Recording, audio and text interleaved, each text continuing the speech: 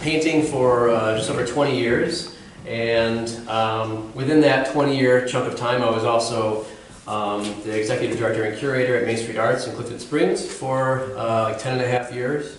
And when I was there, I felt like I'd really try to bring my artistic sensibility that comes through in my work through in the exhibitions as well, and my interactions with people. And that was a really, I felt like those two things together really informed my identity for over a decade.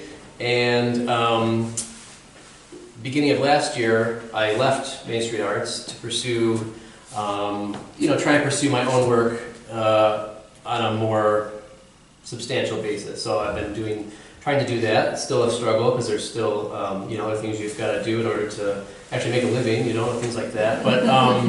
But it's been a really great kind of trajectory so far in 20 years' time. I think that anyone who is an artist, you know what this feels like to see a path and try and follow it, and then see the things that come up that either stop you from that path or lead you down a different path, and it's just been a really fruitful thing. But over that 20-year period, I feel like I've had a very singular vision and thing that I've been trying to say for those amount of years.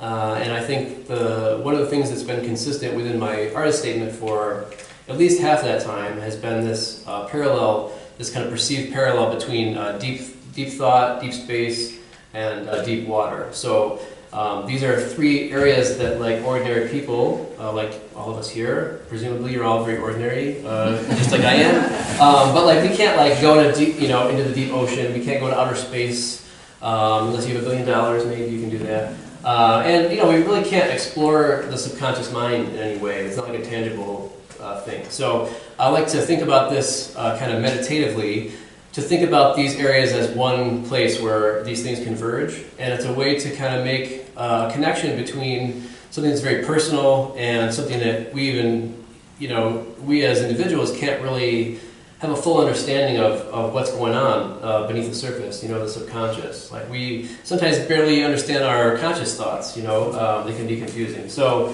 to think about that and then connect that to things within the universe that, even though we still can't quite grasp those, they are a connection. So I think that there's this connection between the inner and outer worlds, and that's kind of synthesis that happens. And so that becomes a starting point for me then to think about everyday interactions, political things, social things, really, any number of things. But it just kind of creates this fertile ground for new thoughts to come. And I use my artistic practice to both have new ideas, but also to challenge pre-existing ideas and beliefs, and to think about how do new ideas come and inform the way that I think about myself and my place in the world.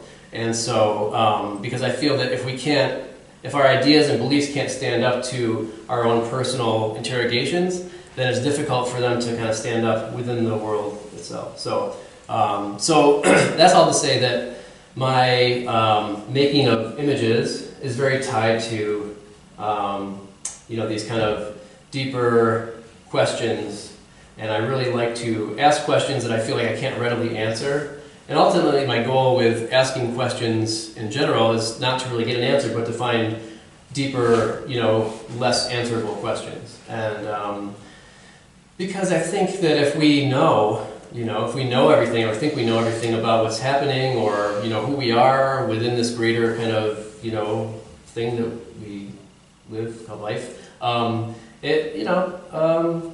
like a little mystery. I like to not know. I like to keep questioning and thinking and having these deep thoughts. So I'd say that is where my work starts, and from there, it's just me approaching whatever, either a canvas or a panel, and just moving things around. And as time goes on, things evolve. After almost 20 years, this is kind of where things are at. I've developed this color palette, which is very dark, muted, but there are some kind of very saturated colors as well. But a lot of blues and blacks, and I think that really goes hand in hand with some of the imagery that I'm working with in my work. I'm also a songwriter. I'm a musician and songwriter, and I explore a lot of these same themes I'm exploring in my work, in my painting work. I explore those in my songwriting as well. A lot of my the themes I'm addressing are very existential and really just these deep contemplations. And I feel like I always set out to make the same painting or write the same song over and over again. And since it's very boring to do that, to actually make the same thing over and over again, and also because I don't know that I possibly could do that, new things come. I think that also for anyone who's an artist, if you're a painter especially, we'll say that because I am a painter, I stretch a canvas, I think, how could I possibly do something new, that I haven't done before, let alone that someone else hasn't done? Because that's not really a consideration. It's really just like, what haven't I done? I don't, what can I do?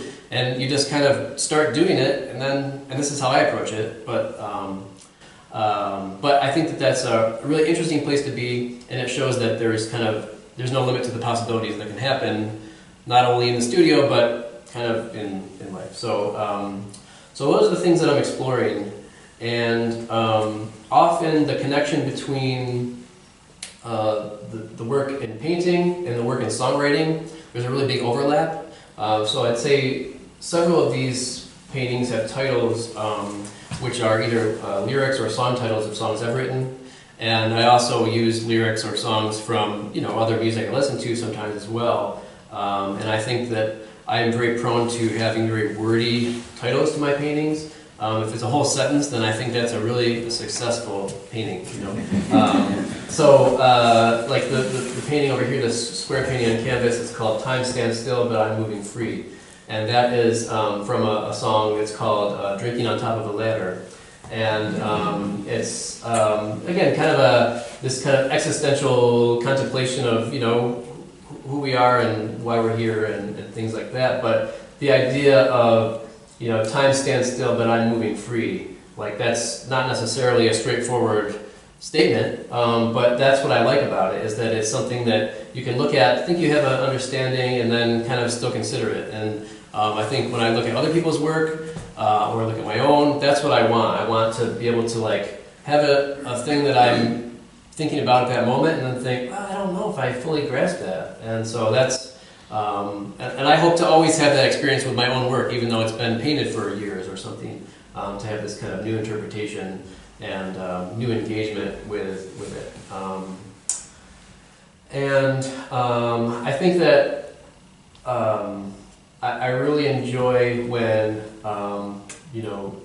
when image and idea meet together. I think that's just a really magical thing. I don't set out to paint landscapes. I know that these all kind of read as a certain kind of landscape or some kind of physical place, but they're not actual. They're not based on anything actual. No actual place I've been to.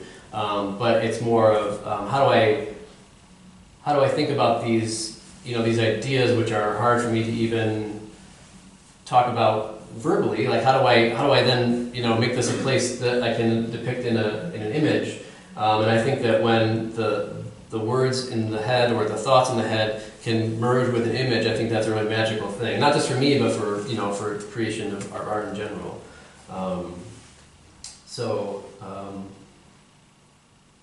I think that So I think that's what I've had to say.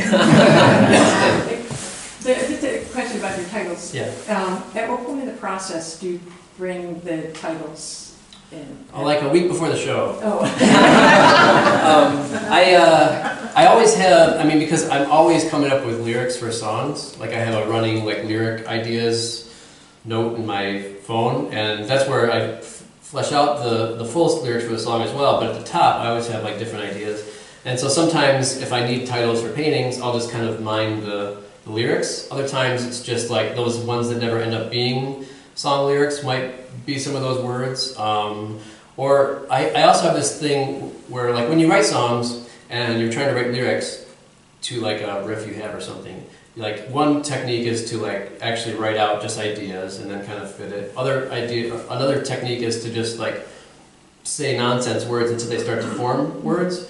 And so I'm always thinking about ideas, and these words always come, and sometimes I'll just look at the painting and just start speaking to myself. Hopefully when I'm alone and my wife is not like upstairs. But by this time, we've been married 19 years this year, and we've been together before that, so I think she knows who I am at this point. Although a surprise is never too far around the corner. But I think that I just kind of like will look and just start talking and then see what sticks. So, yeah.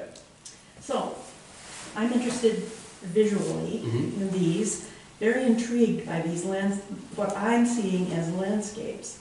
And what I'd like to know from you is, when and why do you put this thing, this scrolling line in there? Yeah, that kind of snuck up on me, like maybe 11 or 12 years ago. So you'd think by now that I would come up with some other way to make an image, but there's no getting around it at this point for me. And I think, I honestly can't say why I initially did that, but it just started to be a thing. And I think that when you try to make an image that is somewhat abstract, you need to have some kind of like vernacular, or some kind of like shorthand for whatever it is you're trying to say. Like, how do I distill all these ideas into like an abstract image, or in this case, something that's like an abstracted landscape or seascape. And so the line ends up being, well, it's a couple of things. One is it's a way for me to just interact with the surface. Like I have a like familiarity with this kind of like motion, and sometimes I start that way, sometimes it barely enters in, and at the end you can kind of see it, and it's never really planned. But I think ultimately it's a stand-in for anything. It could be an aerial view of a road, it could be a stream, it could be a stream of conscious, it could be a thought, it can be, honestly it could be a person. So and there's really, I don't really have an idea for like each painting, what it is in that painting. I just know that there's something about it that is hard for me to get away from. It needs to be there, and do you have a feeling when you do it in your body? Yeah, for sure. I think actually, I go back, and I'm going to take away something I said earlier, because I think maybe I just realized where it came from. But I did a lot of charcoal drawings. And so this feeling of like using charcoal to make, I made these tree drawings, so like trees without leaves. And so just like trying to get these really natural feeling, lines to end up being like these trees without leaves. I think that kind of feeling, that connection, and like the embodiment of that line, like not necessarily my whole body because it's not that gestural, but just this feeling of like letting the line almost finish by itself. I think that still holds true. So I think that's probably where it came from. So okay. Yeah, yeah. Mm-hmm. I have a lot of existential questions for you, but I'll put those aside for now. But when I first saw these, I thought of them. I don't know. They were like thoughts in my head. There was this sense of interior landscapes of, these ideas and how we visualize those ideas in our own landscape. But I didn't know if that overlapped with your conversation about those kinds of connections. Definitely. I mean, I think another way I've talked about my paintings in the past is like walking into a dark room and like letting your eyes adjust. And I think that's just another way to say like interior and like internal and external kind of coming together. And I think that there's like when you close your eyes, and I mean some people can't visualize things when they close their eyes, and I'm so grateful that I don't. I mean, I think that there's probably some great things that happen when they close their eyes too, but when I close my eyes and just kind of like think about, nothing or a specific thing to the point where it like kind of disappears, those images very well could be these places as well. But I think because I try to, like it's almost silly to say I try to tap into my subconscious mind, because like really you can't do that.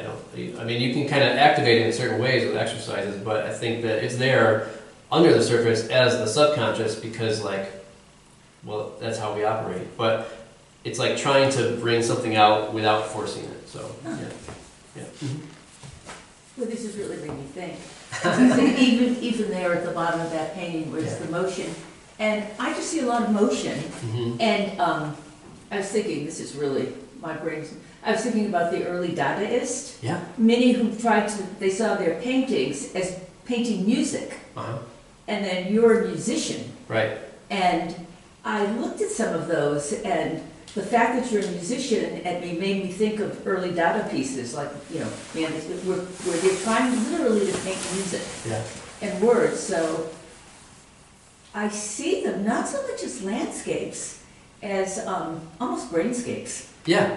Yeah. Well, I had in my when I was going to school, I was at RIT for my MFA, and in that like statement for my thesis, I used the term mindscapes. So that's right there. Yeah. And the Dadaists and the Surrealists, like those are the two movements that like are Right. endlessly inspirational to me. And like I've been buying up books on Dada recently, and Yeah, I teach a class in history of graphic design right now at at MCC. And we spent like a whole class just going through like a lot of Dada and Surrealist Yeah. themes and artists. So definitely inspirational, and I'm glad that you don't see them as landscapes because that's never how I intended them. I didn't intend them to be landscapes. No, they're yeah. brainscapes. And, Yeah. you know, I was just looking, I was thinking about Duchamp sitting there, Mhm. and he finally decides to paint the new descending Mhm. staircase. Yeah, Because he tries to put motion and movement into a Right. painting. right. Yeah, yeah. I mean, I think that. Really interesting. Yeah. Thank you. Thank you. Thanks. Yeah. Mhm.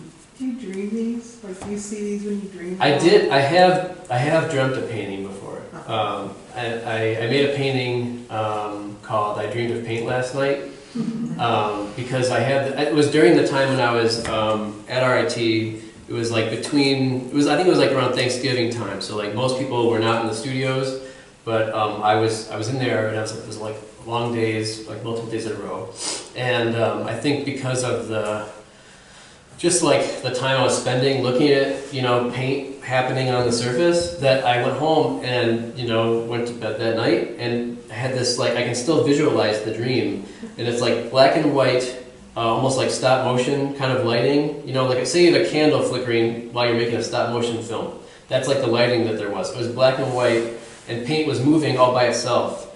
And it had a really big impact on me. And I really wish I could like will those dreams into being, because I mean, I got so much from that. It was like right around a crucial time where I switched from doing figurative work to the work that is like similar to what you see now. It was different, obviously, but because that was like 15 years ago. But yeah, and dreams are important to me generally. Like this one's called I wanted to give myself nightmares, which what is true in early 2007. I wanted to give myself nightmares in order to like mine the nightmares for visual images that I can put in my paintings.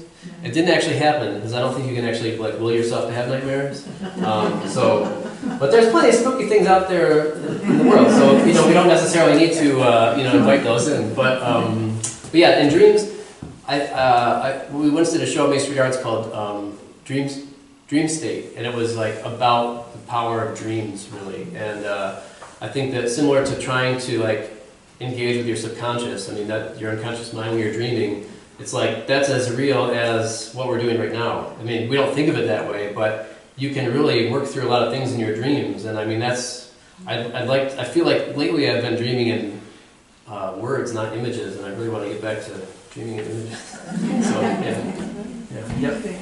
I'm just wondering if images from science play into your process at all. I'm thinking specifically about the recent moon expedition and getting images of the backside of the moon for the first time. Like if things like that end up coming into your imagery. Yeah, I mean, it's like endlessly interesting to think about, like, really anything in space, and also anything that we haven't seen before, and then we can see it, is like really interesting and inspirational. And I've tried to like actually use images as like a visual reference before, and it doesn't work. So I need to like look at the image, be inspired by it, be interested in it, and then not look at it, and then hope that it comes through in the painting. And really, there's no way for me, if I try too hard, then it's a bad painting. You know, like there's so many bad paintings underneath, you know, and good and bad are subjective. Like you might think that some of these are not good. Some of them I'm still not sure about. But like if I try to force the image, or like I really want to, like I saw this image, I want to put it into this painting, I can't do it. So I need to like trick myself into doing it. So, yeah. But definitely interested in engaging with those images. Yeah. But you need some kind of distance between Yeah. the original, and you have to kind of internalize it more. Yeah, it's like preparing for this talk. I needed to like speak out loud, record it, look at the transcript from the recording, put it into bullet points, and then not bring any bullet points with me to the talk, because I just need it. Like, if I try and read from a script, I can't do it. There's like a block there that.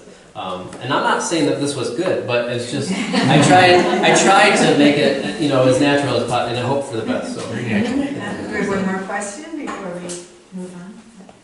I was curious about scale in your work, because because they're scapes, so they could be bigger. And when you talked about like drawing the tree branches and your body moving, it struck me that this was like a smaller movement. And I feel like if I saw these online, I might have thought they were bigger. Mm-hmm. So I guess I just wondered how you think about scale in your work and relative to your work. That's often a comment that people have seen them and they're like, I would imagine that was so much bigger. And it's interesting because, like, obviously, like if you work on something bigger or smaller, your body changes the way that you actually, are doing things. And I think for me, I just really like the experience of going back and forth between like a really small, like even sometimes small. Usually 8 by 10 is probably the smallest that I like to go, but I have made smaller paintings. And then the biggest paintings I've made are like 8 feet by 10 feet. So that's, I'd love to get back to that size, but I work in a basement, so. On the scale, I feel like it's your skull, like they're contained within. This is the scale of your subconscious. Yeah. Well, and it's interesting too, going back and forth, because typically if it's a panel, then it's gonna be smaller, and if it's wants to be bigger, then it's a canvas. And I never really used to work on panel, and then I started it, and it's just like a whole different experience. Like you can get different marks, the paint works differently, drying is different, and these are acrylic, so it's like it dries like almost instantly. But I also really love the given, the give of the canvas and like what that does. But yeah, it's like I think when you go back and forth between scale and also materials, there's like different things physically that are happening. And then the visual is different too. So I just have an appreciation for both, like from my perspective. So, yeah. But I would always want to make like a 10-foot painting, if I could.